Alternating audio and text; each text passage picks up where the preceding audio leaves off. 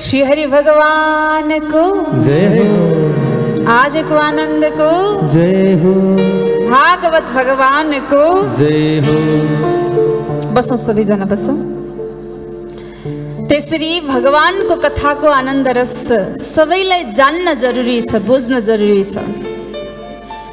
यो धरतीमा आएका हर मनुष्यको मृत्यु निश्चित छ। त्यो बीचमा जो प्राप्ति छ यो सौभाग्यले मिलेको छ, भगवानले दिनुभएको छ। र यहाँ त्यसमा पनि अर्को सुनौलो अवसर छ, भागवत जस्तो अमृत रसलाई पिउने अवसर हामीलाई प्राप्त छ। यसलाई जान्न जरुरी छ रे। जाने बिनु नै होय परतीति, बिनु परतीति होय नै प्रीति भनेको छ। यसलाई जानिएन भने यसप्रति प्रेम आउँदैन रे हजुर। राधे राधे भन्दैन, कहाँ यतिले पुग्छ। अझ प्रेमले भन्नु राधे राधे।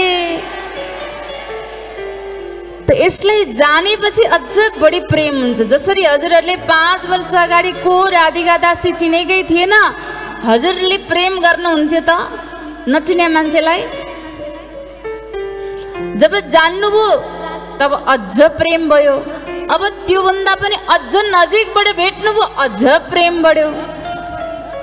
हेर्नुहोस्, त्यसपछि त हजुर छुट्नै गाह्रो हुने है। जबसम्म चिनेको थिएन तबसम्म प्रेम हुँदैन। जब जानिन्छ, जब चिनिन्छ तब प्रेम हुन्छ। त्यस्तै भगवानको कथा जबसम्म सुनेकै थिएन कसरी प्रेम हुन्छ। जब यसलाई सुनिन्छ, यसको नजदिक भइन्छ, जानिन्छ, तब बल्ल यसमा प्रेम आउँछ। अनि त यस्तो प्रेम हुन्छ नि हजुर, जसरी भगवानको प्रेममा मीराबाई, जसरी भगवानको प्रेममा कर्माबाई, जसरी भगवानको प्रेममा सूरदास, जसरी भगवानको प्रेममा अनेक अनेक भगवानका भक्तहरू पागलको भाँति दौडिए नि, त्यस्तै हजुर पनि गृहस्थ जीवनमा बसे तापनि मन चाहिँ भगवानको चरणाबिन्दमा गएर जोडिन जान्छ। हामी सबलाई त्यही चाहिएको छ कि यो संसारबाट जानु नै छ भने प्रभु अन्तिम चरणमा हजुरको त्यो शरण चाहिँ प्राप्त होस् है। सबलाई यही इच्छा छ र आज यो सौभाग्य हामीलाई मिलेको छ। भगवानको कथाको आनन्द रसमा छौँ, जसलाई श्रवण गर्नाले भबाट भक्ति मिल्छ।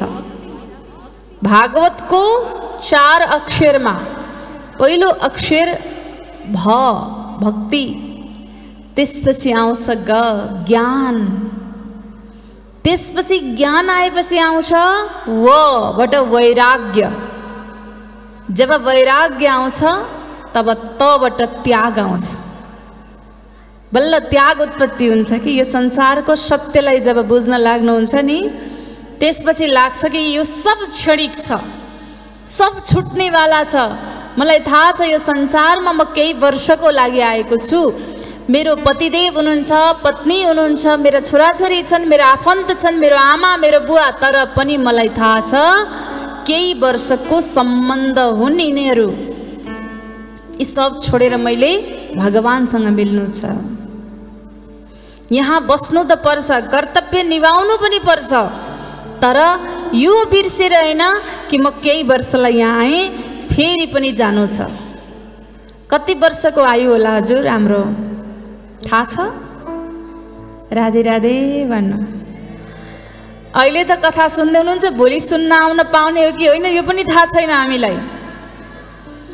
जीवनमा आयुको ग्यारेन्टी त छैन, तर हाम्रो सोच यति ठुलो छ कि बाबा हामीलाई लाग्छ कि हामी यहीँ बस्छौँ, अमर हौँ। त्यस्तो बनाइदिन्छ हामीलाई मोहले, यो मायाले त्यसरी खिच्छ। तर त्यो माया रूपी जालोलाई हटाउनलाई सत्संग रूपी गङ्गाजलले खुब ठुलो कृपा गर्छ। अनि त्यो कृपा हामीलाई गुरुचरणले प्राप्त हुन्छ। राजा यो सुन्दर भगवत भक्ति रूपी ज्ञान रूपी रसलाई जो पान गर्दै हुनुहुन्छ, भक्ति ज्ञान वैराग्य त्यसपछि जो त्याग उत्पत्ति हुन्छ, त्यसकै निमित्त हामी यहाँ यो भगवानको कथाको आनन्द रसमा डुब्दैछौँ। आज पहिलो दिन छ। कोही सन्त महापुरुष भन्नुहुन्छ होइन होइन, भागवतमा 5 अक्षर मिलेर बनेको छ अरे। भ अ ग व त मिलेर भागवत बन्दछ भन्नुहुन्छ। यसको पनि बडो सुन्दर परिभाषा दिनुहुन्छ सन्त महापुरुषहरू। भबाट भूमि, अबाट अग्नि, गबाट गगन, वबाट वायु र तबाट तोय, यो पञ्चतत्त्वले बनेको हाम्रो जो शरीर छ, यो भवसागर रूपी स्थानमा आइपुगेको छ। यसलाई तार्न सक्ने क्षमतावान भागवत रूपी रसगङ्गा छ। यसमा जति सक्नुहुन्छ डुब्नुस् रे। बाहिरको नदीबाट नदी तर्नको लागि, बाहिरको नदीमा पार जानको लागि कि त डुङ्गा चढ्नु पर्यो, कि तैरिनु पर्यो, माथि माथि तैरेर पौडिनु पर्यो, तब मात्र त्यो नदी पार गर्न सकिन्छ।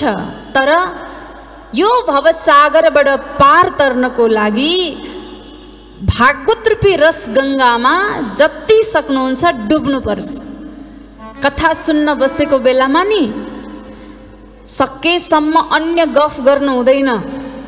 सकेसम्म भगवानकै कथामा लीन हुनुपर्छ। एकपटक भगवान शङ्करजी माता गौरीको साथमा आउनुभएछ यो पृथ्वी रमण गर्न।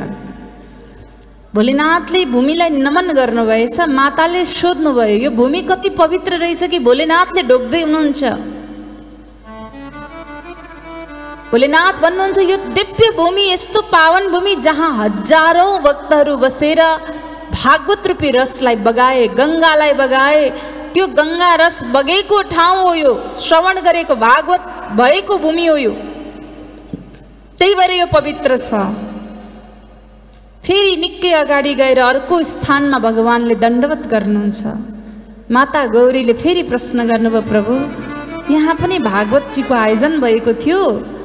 भोलेनाथ भन्नुहुन्छ, गौरी अबको 1000 वर्षपछि यहाँ भागवतको आयोजन हुँदैछ। त्यही भएर यो भूमि पवित्र छ। हामी कति भाग्यवान छौँ हजुर, निरन्तर 1 महिनादेखि बगेको ज्ञान रूपी गङ्गाको सागरमा बसेर कथा सुन्न पाएका छौँ, हो कि होइन हजुर? राधे राधे भन्नु। एकपटक आफ्नै लागि ताली बजाइदिनु। यस्तो सौभाग्य कहाँ मिल्छ?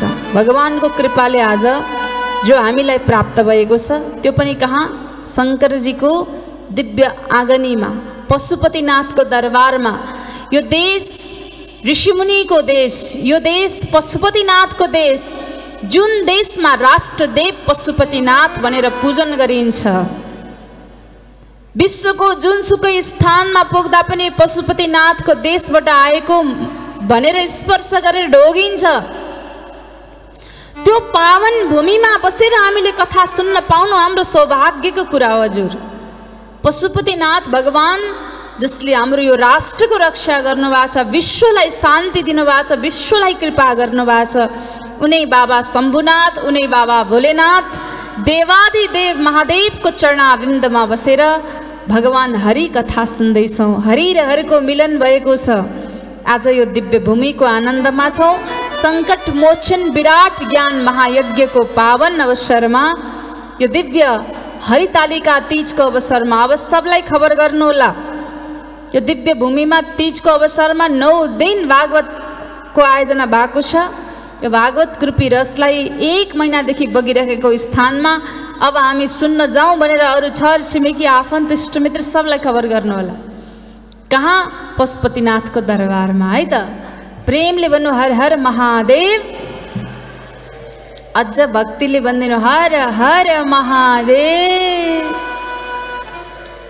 पशुपतिनाथ भगवानको जय हो, देवादिदेव महादेव को, जय हो, आजको आनन्दको जय हो।